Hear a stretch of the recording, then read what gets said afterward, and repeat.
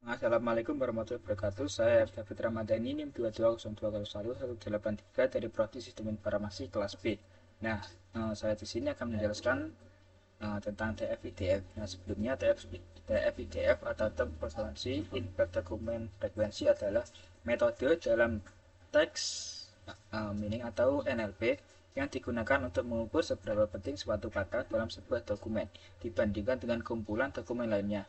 TF menunjukkan seberapa sering kata muncul dalam dokumen, sedangkan IDF menunjukkan seberapa jarang kata tersebut muncul di seluruh dokumen. Kata dengan nilai TF IDF tinggi dianggap penting dan unik. Selanjutnya adalah rumus manual menghitung TF IDF. Bisa dilihat di sini. Nah, rumus TF IDF sendiri terdiri dari dua bagian. Yang pertama adalah term frekuensi, yaitu jumlah kemunculan kata T di dokumen D dibagi total kata dalam dokumen D. Selanjutnya adalah inverse document frekuensi atau IDF. Nah, di sini adalah IDF T log N dibagi DF underscore T. N sama dengan jumlah total dokumen, DF underscore T adalah jumlah dokumen yang mengandung kata T. Nah, TF IDF itu sendiri rumusnya sebagai berikut adalah TF TD kali IDF T. Nah, contohnya seperti jika kata data muncul dua kali dari total 10 kata di dokumen dan muncul di 3 dari 5 dokumen, maka TF 0,2 dan IDF log 5 per 3 sama dengan 0,22, sehingga TF IDF sama dengan ini 0,2 dikali 0,22 sama dengan 0,044. Nah, selanjutnya adalah pengaplikasian TF-IDF itu sendiri bisa diaplikasikan di dunia kerja di berbagai bidang profesional seperti di digital marketing untuk analisa kata kunci keyword untuk SEO dan iklan, dan untuk customer service digunakan untuk analisis otomatis email atau chat pelanggan untuk klasifikasi topik, sedangkan untuk HR dan rekrutmen digunakan untuk menilai kesesuaian CV dengan deskripsi pekerjaan,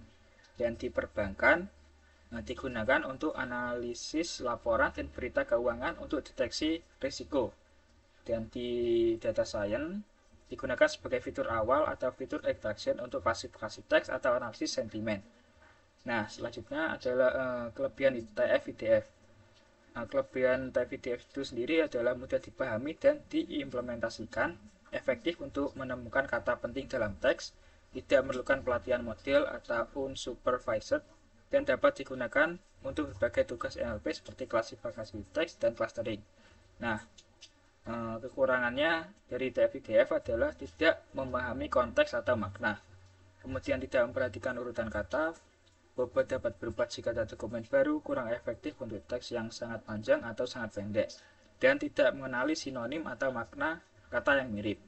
Nah, selanjutnya adalah untuk tahapannya adalah yang pertama dilakukan pre-processing teks atau membersihkan teks, kemudian membentuk korpus atau mengumpulkan semua dokumen yang akan dianalisis, kemudian menghitung TF menentukan frekuensi kemunculan setiap kata di dokumen, selanjutnya menghitung IDF mengukur seberapa jarang kata muncul di seluruh dokumen, kemudian mengalihkan TF kali IDF dan menghasilkan nilai bobot TF IDF. Yang terakhir adalah membentuk matriks TF IDF yang merepresentasi numerik teks yang siap untuk analisis lebih lanjut. Nah, selanjutnya langsung ke codingannya. Di sini saya sudah menyiapkan codingannya. Yang pertama adalah import library. Nah, di sini ada library form scalene feature extraction text import TF-ID vectorizer. Nah, TF-ID vectorizer ini adalah alat untuk mengubah teks menjadi representasi angka berbobot TF-IDF. Nah, selanjutnya ada pandas, yaitu digunakan untuk menampilkan hasil dalam bentuk tabel yang rapi dan mudah dibaca. Nah, yang kedua adalah korpus. Nah, korpus ini sendiri adalah kumpulan dokumen atau kalimat yang akan dianalisis. Di sini saya ada 3 kalimat, yaitu data mining adalah ilmu, data science menggunakan data, ilmu data penting. Nah, setiap elemen dalam list dianggap sebagai satu dokumen. Kemudian yang ketiga adalah vectorizer sama dengan TF-ID vectorizer. Nah, objek ini akan menghitung bobot TF-IDF untuk setiap kata di setiap dokumen. Yang keempat adalah proses fit dan transform. Di sini the X sama dengan vectorizer fit underscore transform corpus. Nah, ini fit transform akan mempelajari semua kata unik fitur dari korpus ini. Selanjutnya akan menghitung nilai TF-IDF untuk setiap kata di tiap dokumen. Yang kelima adalah konversi ke data frame. Nah, di sini ada ini toarray. Nah, toarray ini digunakan untuk mengubah hasilnya menjadi array biasa. Sedangkan get fitur name out digunakan untuk mengambil daftar semua kata unik atau fitur. Yang keenam adalah menambahkan label setiap dokumen. Sini df seperti indeks dokumen 1, dokumen 2, dokumen 3. Nah, supaya lebih informatif, maka setiap baris disesuaikan urutan dokumennya. Yang terakhir adalah menampilkan hasil akhir. Sini dengan perintah print. Nah, di sini dibulatkan menjadi 3 angka desimal agar lebih rapi. Kemudian langsung saja hasilnya.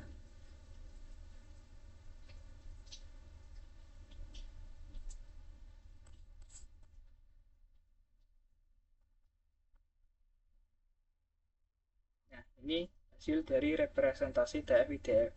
Di dokumen 1 ada kata adalah yang merupakan kata yang sering muncul atau dianggap kata penting. Ini 0,584. Dan ini ada kata data dengan nilai 0,345 dan ilmu 0,445. Nah,